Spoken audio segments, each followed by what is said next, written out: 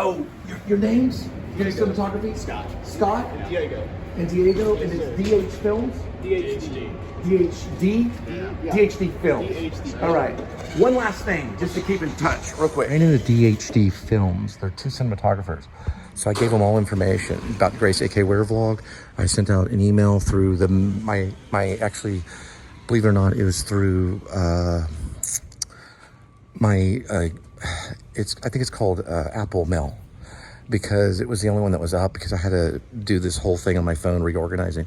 I tried out Yahoo, but it was trying to do contacts and wouldn't let me go through and send anything. This is a very complex thing. I may jet from here. You know what? Let me anyway. So they got all the information. Pretty crazy, because I was trying to get to this certain gate entry, or this claim, or it's like this is a bad claim, and they were freaking cinematographers just walking around. I just ran into them. I was like, hey, I got this werewolf screenplay, Grace AK Wear vlog. It's a script, a screenplay. I'm trying to get it over to Bradley Cooper and all this. So the DHD Films, and they work for an agency. They're out of California. I don't remember what they said about California. I have to record these conversations, but they said there was somewhere in California. They mentioned it, but I guess they're here for a shoot. I guess they're here for some cinematography.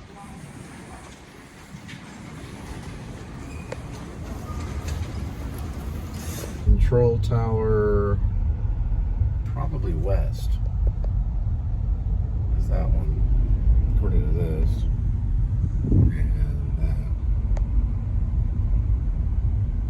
And I wonder if this changes.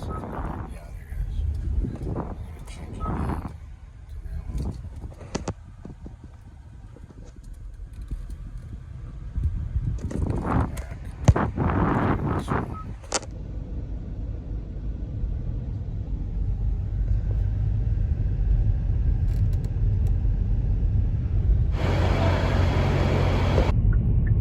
So gas is $2.45 right now.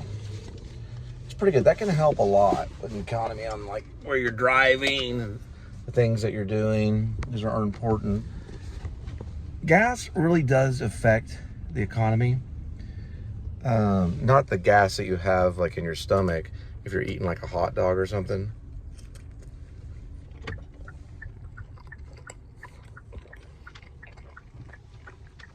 I'm talking about gasoline, because if you have to spend less on gasoline, there's other supplies and things that you can get that are way more important. You know what I mean? Things that you might need and stuff.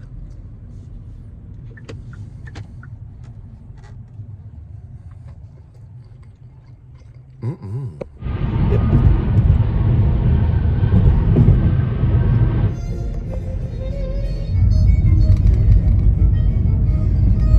Late night at the circus.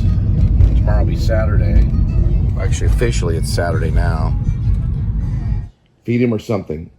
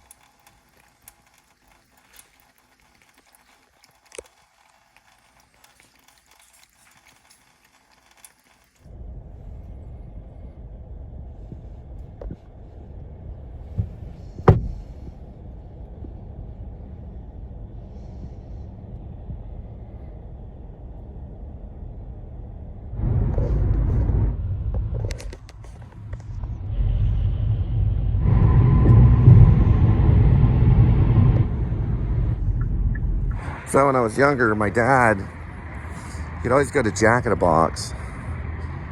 and he'd get 6 tacos. So he could buy 6 tacos at Jack in the Box. And then we would just watch him eat him. He'd eat the tacos in front of us, and we would get like, I don't know, French fries or something like that. Maybe like a, I don't know what else we would get. I always like the chicken supreme sandwiches.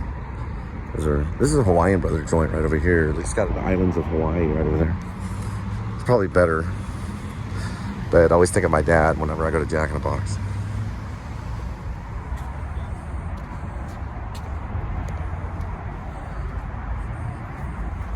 Going with the Smash Jack. It's a single with large curly fries and a large drink.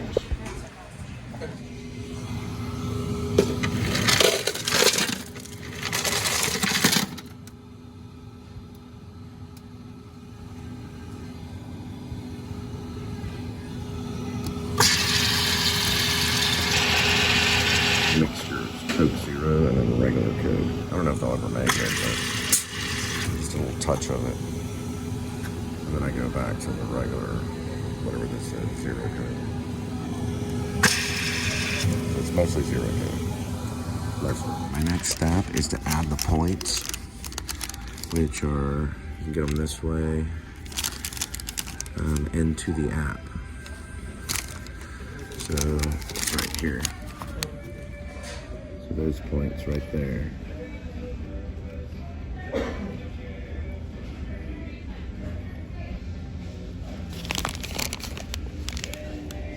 Guys, when you go to the Jack in the Box app, look under history. That's how you find to claim points. So when you go to the Jack in the Box app, go to the rewards, skip rewards, and go to history. I think you go to redeem, skip redeem and go to history. One of the two. You skip the redeem, you go next to that, you hit history, it'll say claim points. You can either scan it or you can just manually put it in. All right, so it took my points in. So if you try it on your app, it'll be 244-8547-927462. It could work in the future if they rotate these numbers. Which probably they may not, I don't know. But you could try it because you can earn free food.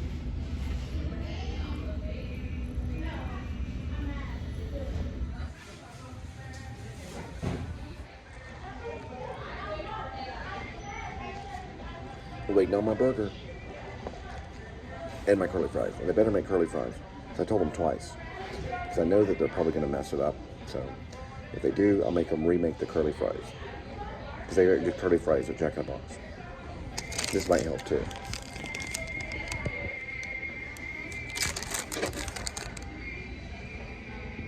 They actually put it in the basket. And then there's our tripod. Alright, so here it is. Jack in the Box. It's a smashed burger. It's a bigger patty. But I had them put it on a sourdough jack bun. So that's what it looks like. So it usually doesn't come in a sourdough jack. You'll see it's a bigger patty right there. It's got cheese and pickles, the Jack in the Box sauce, and it looks like maybe pickle relish or something. I don't know for sure. These are curly fries. Go for the fry first.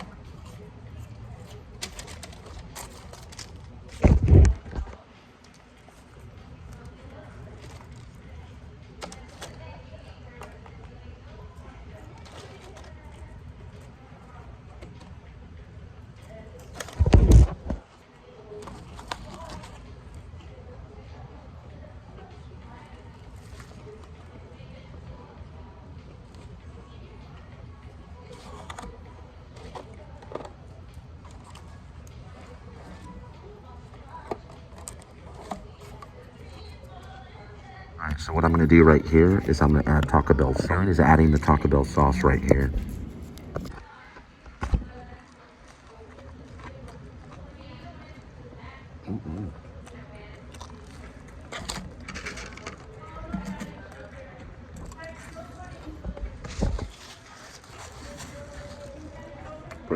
Not bad at all. So in a blue moon, this thing right here will go mute. It happens in a blue moon. Walk away from it, go get a burger, some fries, get something to drink, come back, and it'll come back on. And I'm talking about the radio, I'm talking about the media. Now, viscerally, and I think that means visually, I was listening to Sam Shepard talk about Days of Heaven, and he was talking about Terrence Malick. He used the word viscerally. I think that means vision, like visually. So visually, we'll say, I'll use the word visually. Visually, it'll work fine. You'll have all the aspects of it right here. So everything will work fine visually. So you turn it off like this. So you go here, or whatever you may do, maybe navigation. This all has never had any kind of issue visually. And I don't know about your car, but that could be an issue, a major issue, if you do what I do. Okay, let's see if I can get it to turn off. Let's see if we go radio, seek, navigation. There's one way to do it. Okay. Okay, so it does lag behind. You can see that right there. So we'll try turning it off again and just sitting here and see how long. I'm thinking 30 seconds until it resets. And I'm thinking maybe a minute. But I just went and got a burger. I got some Jack in the Box. You know, some refund money. And then what I'm gonna do is wait for it to reset. Okay, so I'm looking at the timer, and it's at 1:54, going to 2 minutes right now. So we're waiting, because I wanted to show you the main screen of it. It's good. Like I said, I even left the plastic on it right here, but visually it's good. It's never made a mistake visually. It does go mute. So just walk away from it, turn it off, wait a certain amount of time, and then the radio will reset, the media will reset, everything like that. It may be the same in your car. These are computers. These are computers. They're like almost like laptops. So we go like this right here. Now, so it's going to be longer than 30 seconds on that. So we're going to wait longer. So right now we're at 2 minutes 39, 2 minutes and 40 seconds. I'm going to wait till 3 minutes and 40 seconds.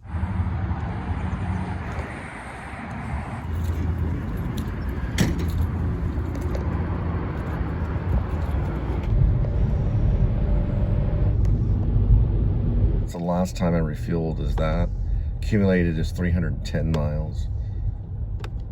The last time I refueled is right here.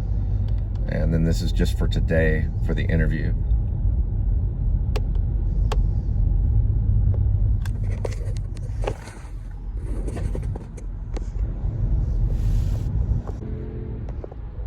We put on Lipstick by Guttermouth, and the thing about his mom not coming into his room and all that stuff. Man, they are no holds bar raw. I mean, using F word and throwing things around. They're pretty serious, right, sweetie? Yes. They're pretty serious. They're pretty serious punk band, man. That's the one, Adam, that we worked for. He's covered in tats, but Adam's cleaned up his language for YouTube. He comes off as a professional reporter. You know, he's nothing like Guttermouth. But he did leave Guttermouth and advertise for him. I think it was advertisement because he was with Guttermouth. He's a bass player. But it's funny because he does Walt Disney World. He does this clean cut stuff, and he was their bass player. You know, he's a stand up clean cut guy on well, it's not TV, it's YouTube. He should be TV. He should be TV. He's a representative of Walt Disney World. He really is a representative. I think he is, or he appears to be. But Guttermouth is total. It's horrible. I mean, it's bad. And he was their bass player. It's like, F this, F you, mom, I'll kill all of you, blah, blah, blah. It's horrible, but it's punk. It is punk. They're all the way from California. Led Zeppelin did a lot of albums. They have like Led Zeppelin 1 and 2 and 3 or whatever, okay? Don't hold me against if I'm wrong. They did a lot of albums. My favorite is Physical Graffiti. It's got the song 10 Years Gone and the song In the Light. I want to say, and I'm throwing it out there because I'm probably wrong, I want to say it was done in 1975. I'm going to check it, fact checked everything. So it was done a little bit in the mid time of their career when they were at the very climax of their career. They had already come out with some major hit songs, but this was like when they were a mature band, when they did Physical Graffiti. The circus is very old. The circus has been around, you could look it up on your phone. It's been around before Christ. The circus has been around before the Romans. They had circuses, they had Greek circuses during the Greek times, the city of Dionysus. They've used all the same elements they use today almost. They even had jugglers and mimes back then. This is like 400 BCE, before the Common Era. It's supposed to be on our fountain construction. Oh, really? And this has been going on for almost, since 2020? And we're in 2025? Circus has been around for the beginning of time. Beginning of time. All right, Kalashi's Coffee and Burgers is closed down. So you can't get a Pearl Snap anymore. Pearl Snap is closed officially. And here we are.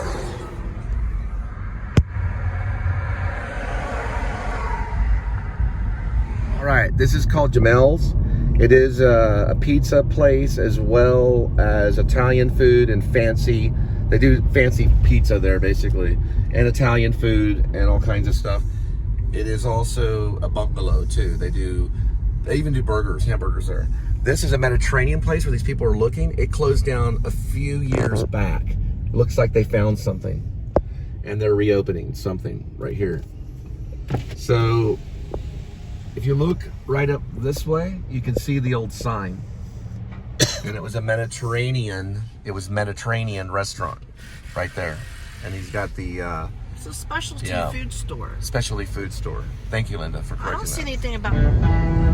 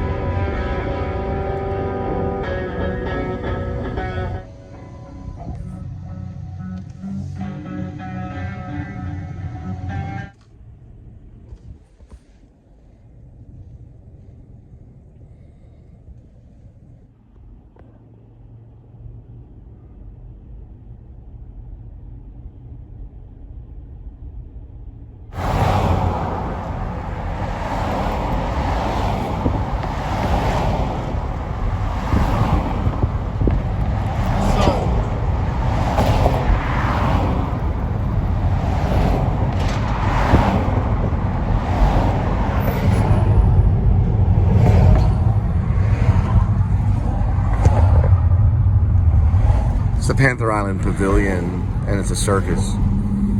They come through here quite a bit. Trapeze artists, crazy monkeys, people claiming to be the Elephant Man.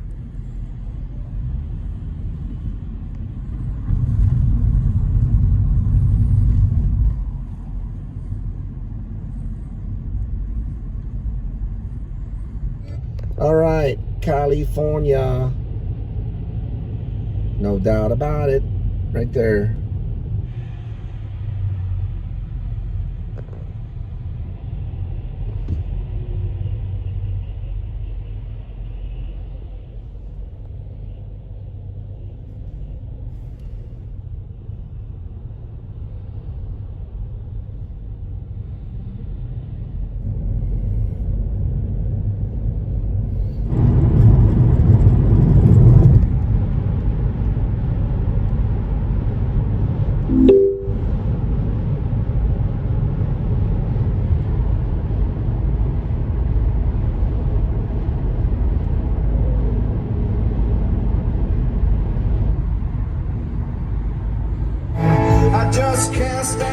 So one project that I have not mentioned, I have two projects I have not really mentioned. I mentioned the Eraserhead project, which is about the biography of Eraserhead. It's not a reproduction of the movie Eraserhead. It's about the making and the biography of the movie Eraserhead, which is following David Lynch when that time at AFI, and it's resurrecting that moment in history. Another thing that I also am interested in, I go after movies if I'm able to get the funding. I go after the movie like I would a book or anything I have passion for, because I'm also a novelist. I try to get in the discipline of doing it every night, but because of the vlog, there are gaps. But I try to finish books and novels. And I'm talking about, I try to finish writing them. So I try to finish creating books and novels. I try to finish making the novel and the book and telling the complete story. I try to do my best at doing that. But one story that I think I want to go after is about the Memphis 3. And in my take, I think the stepdad hit that kid in the head so hard, it knocked him out, he fell in the water and drowned. He probably tried to resurrect him, and the other boys watched, the young kids watched, and he had to kill them to silence him.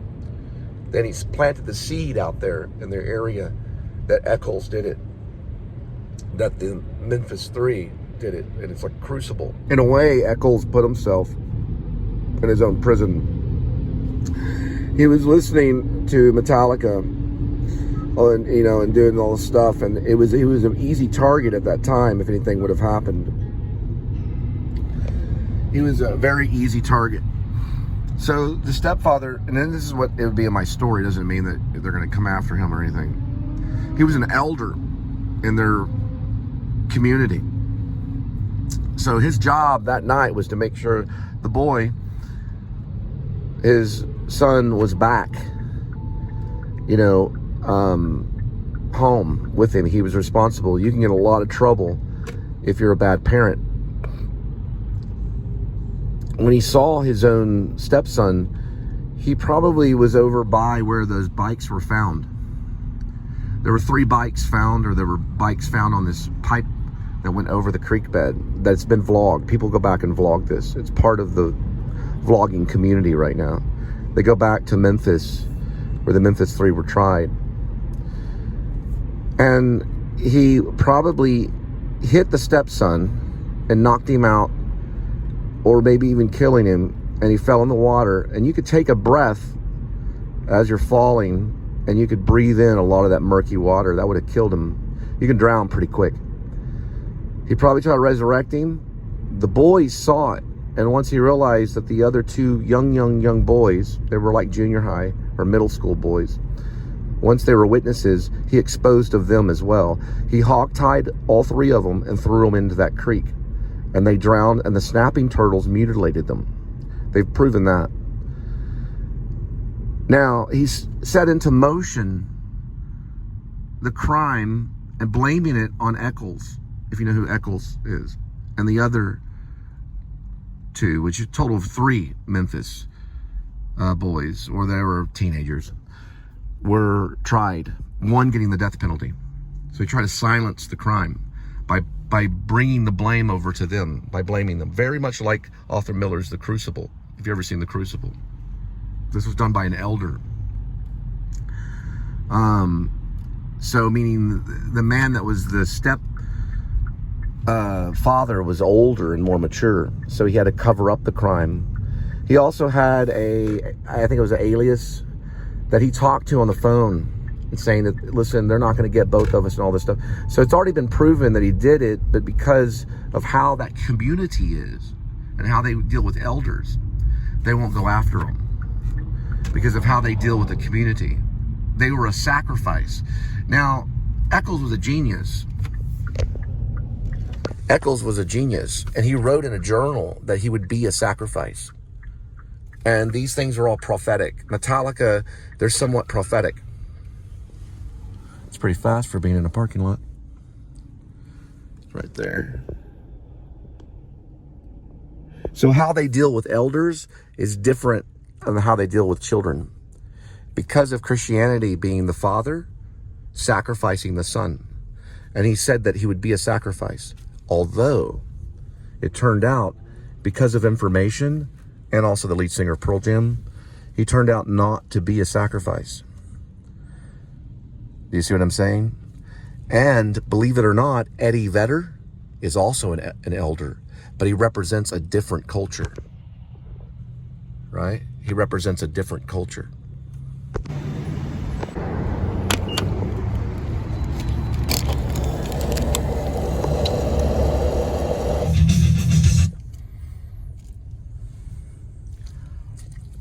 So Eccles was just this weird kid. He had dark hair. Damien is his first name, which his parents gave him, which even was worse. And they brought him before the courts and made him basically the devil. When he was just, what's going on? What are y'all doing? Gave him the death penalty. The snapping turtles go after the soft tissue when you're basically thrown into a pond or you're thrown into a river and you're dead, which that's what the stepfather did to the middle school kids. And Eccles and all them, they were high school kids. And the snapping turtle will basically go after the soft tissue. So it'll go after the private parts, things like that. And they're saying that, these high school kids, Damien Eccles and things like that, basically they didn't even know about these type of rituals. The courts had to do their own litigation to find out about these weird sacrifices and stuff that people have done in the past. Damien Eccles and stuff couldn't even gain that type of knowledge back then, because I don't even know if they had access to internet or the books to even find out those types of sacrifices and all the information and all the things they blamed them for doing. There's no way they could have done the research for it. They'd have to have invented it. So it's obviously done by a different killer. Now, they did see a black man that went into a gas station nearby covered in blood. But I still think it's the stepfather that did it. Because, listen, families kill one another. Sam Shepard talked about it in True West. You ever seen True West, the play? It's brothers against brothers that kill one another. Cain and Abel kind of stuff. This was a community of family that were basically killing one another. And it was done by the stepdad. It'll be found out to be true. But I can't blame him. I can't point the fingers. That's evil to do. But I'm talking about the story. This would be a film. Maybe a novella too. But I don't think I would make it something like that into a novella or novel. I'd make it into a screenplay. And then, the Memphis 3. And I like it to be a trial thing. A courtroom drama. I'd probably do that. And if it went through, use some Pearl Jam music or something based kind of on the documentary. There's a documentary called West of Memphis, meaning west of Memphis. And Eddie Vedder's in it, and Damien Eccles is in it, and all three of them, they're older now. They're all free. They have books. They're I think some of them are best-time sellers. They've written books about it and stuff. They're writers. Damien is actually quite intelligent. Now, what Damien did when he was put on death row, because he was put on death row, what Damien did was he focused on his breath. He focused on Asian philosophy. And when he was married into Buddhism, which is very much a peaceful idea. Now, Buddhism is not really to be worshipped, and most Buddhists will agree. It's not worshipped in the way that your religion is worshipped. Like Christianity, we believe that Jesus Christ is the Son of God and that he is the ruler of the universe, the King of Kings. And Buddhism, they usually follow an eightfold path. I've studied it in UNT in North Texas before I graduated with a theater arts major. I studied Buddhism. I even taught some Buddhism at a junior high because I had to.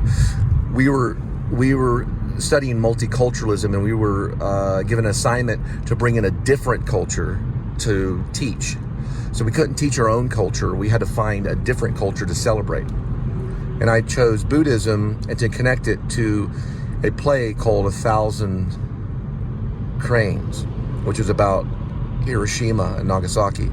So we used that culture to bring about the culture of the victims of the nuclear bomb in World War II, or during World War II Pacific. And the result of that and the response to that written by a playwright called 1,000 Cranes. And I studied Buddhism, and it's mostly peaceful. They believe there's right mind and that there's right speech. There's a right way to breathe. So when you misspeak, like I did right there, there's an imbalance. Many Buddhists won't misspeak, really, ever. Neither did Damien Eccles. He's a very great speaker. There's also right posture. There's right way of thinking. And there, like he said, he focused on his breath. And that's a right way of breathing, as well as right way of meditation. There's a right way to take in the world in the senses. And then there's also a wrong way. Many of them are vegetarian, and they're peaceful, and they're not out to make a huge profit. They they have the right to celebrate that religion. It's better to say celebrate rather than worship in some cases. But they have the right to celebrate that religion because it's a different culture. And he was married on death row with a Buddhist ceremony. He has a wife, just like you do, right? Because you're a family member. Some are family members. Some don't, but some do. And he has a family. And this was a man that was ridiculed and accused by other Christians and sentenced to death, and has overcome that. And I think it would make a good movie and a good screenplay. And I don't know, something, it could even be called Memphis. It'd be great. It'd be great to expose the elders and how they accuse and how they judge and how they kill.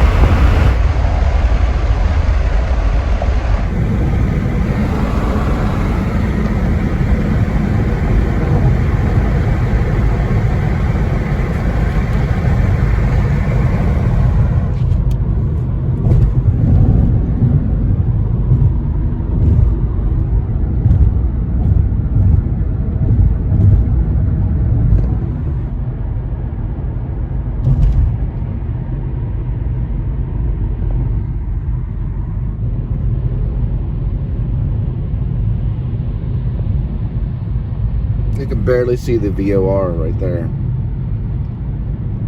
It's a very high frequency, omnidirectional range station. You can only see it's very flat. They're easy to camouflage during wartime.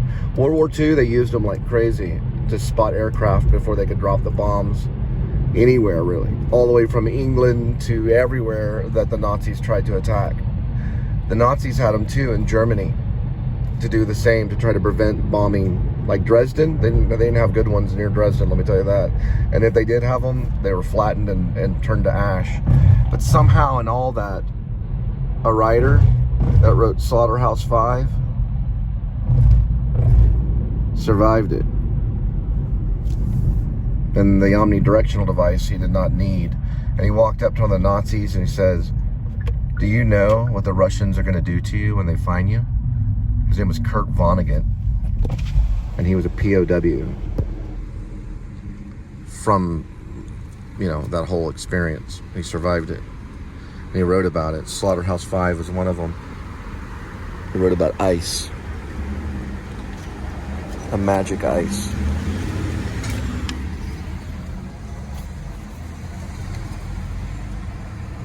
And that's the VOR. It's a very high omnidirectional, very high frequency omnidirectional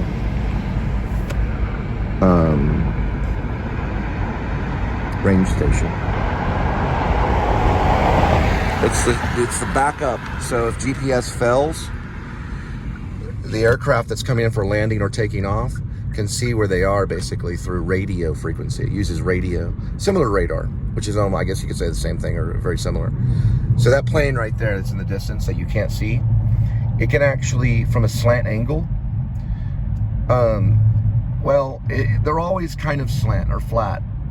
They can read where they are because they bounce radio frequencies off that VOR at certain times.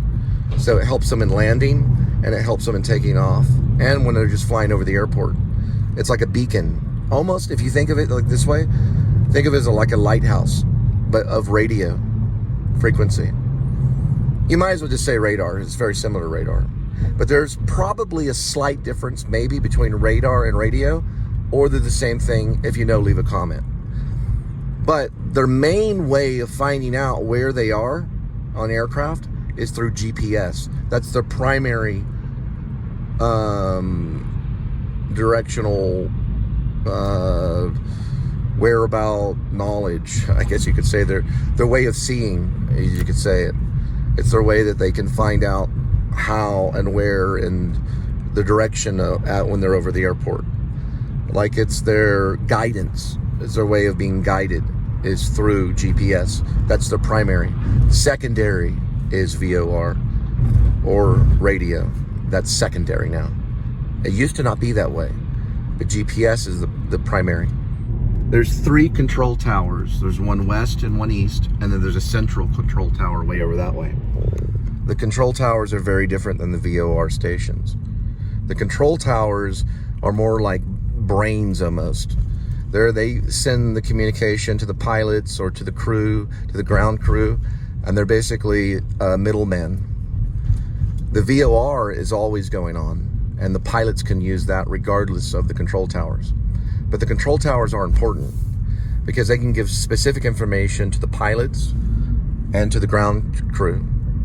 And they've had some close calls in the recent, they've had close calls in recent times on the media where they're in charge of making sure all air traffic knows exactly where other air traffic is.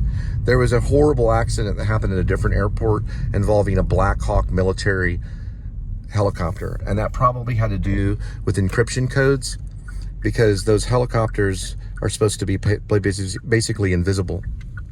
So it was a military cloaking that probably got them all killed.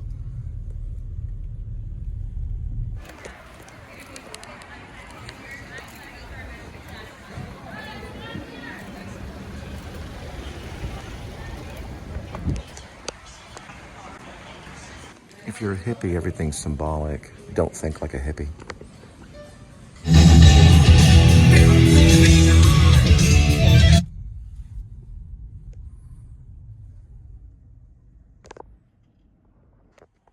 So the hippie generation is wrong, and their Vietnam creation, which they have developed for their children, is wrong. This whole Vietnam environment, right? Where's Saigon? Where's Ho Chi Minh Trail? All that stuff is wrong, and they can't let it go. They're in their mind, they're still bombing Cambodia and Laos. In their mind, they're still bombing North Vietnam. They have it all mapped out. They write it down on pieces of paper at home, and they sit there and teach it to their children. That's all wrong. We're not in Vietnam anymore. This is not Vietnam. Vietnam's over with. We're in a different era. The money that they use, or really the weaponry that they use, is money, right? They try to kill their children with money. Either the excessive amount of it or the lack of it, one of the two. And they use it as ammunition to take the hearts and minds away because they're lost in Vietnam. Your parents that are on their way out, which are basically eventually, you know, they're like, some of these cats are on hospice for like 2 or 3 years. It doesn't even make sense. You're only on hospice for like a week, right? And they keep getting on and off of hospice and everything. They're trying to take down their entire family, especially their children. They're trying to take their children with them and destroy everything that they have because they're lost in Vietnam. Everything is symbolic. Everything is symbolic. Everything is symbolic to a hippie.